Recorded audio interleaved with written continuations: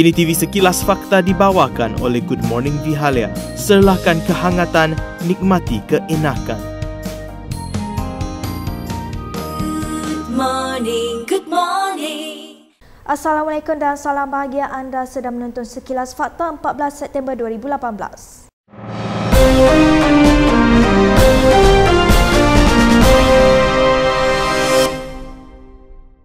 Bekas Ketua Hakim Negara Tun Zaki Tun Azmi menyifatkan penjawat awam yang membantu mana-mana parti politik sebagai tindakan yang tidak betul. PM dah berkali-kali sebut tapi masih ada penjawat awam yang tak ikut arahan. Jadi mungkin adakah mereka tak yakin dengan government PH ke macam mana?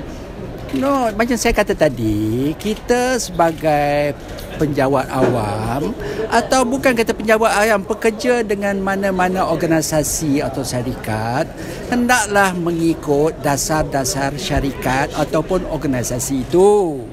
Jadi sekarang kita dah ada bos baru, kita mestilah ikut dasar-dasar bos baru. Kalau tidak, kita melanggar syarat-syarat sebagai seorang penjawat awam.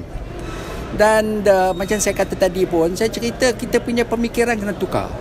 Kalau kita nak jadi politician, jadi politician. Tak usah jadi civil servant atau penjawat awam. Kalau nak jadi penjawat awam, lepas tu nak bantu mana-mana parti yang kita sokong, itu tak betul. Kalau kita mengikut dasar-dasar parti sekarang, kita bukan mengikut parti itu, kita ikut dasar kerajaan yang ada sekarang. Mesti faham perbezaan antara kerajaan dan parti yang mentadbir kerajaan itu. Kita sokong kerajaan tapi bukan parti yang menyokong kerajaan.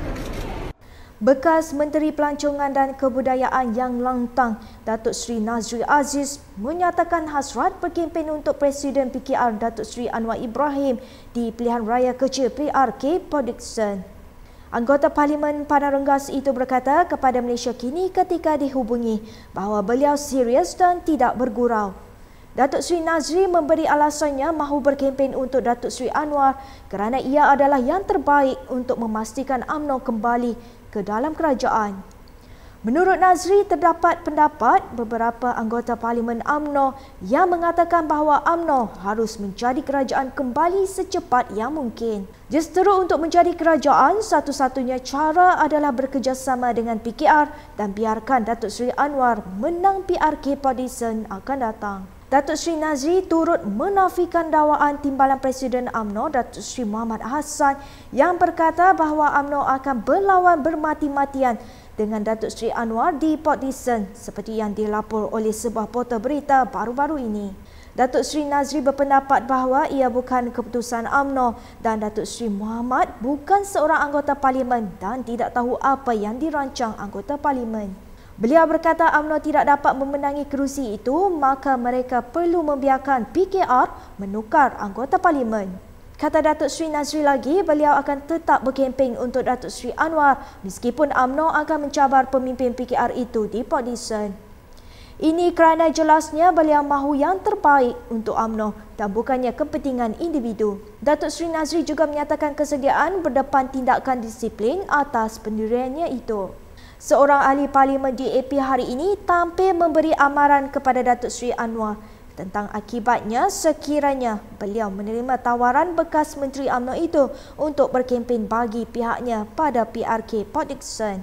Ram Kapal Sim berkata adalah salah bagi PKR dan Pakatan Harapan untuk menerima seteru mereka yang jelas mempunyai motif tersembunyi dalam menghulurkan bantuannya. Dalam satu kenyataan media, Ram Kapal menyifatkan Datuk Seri Nazri seorang yang oportunis kerana lantang mengkritik Pakatan Harapan ketika berada di dalam kerajaan dan hanya mengubah pendiriannya sekarang apabila tidak lagi berkuasa.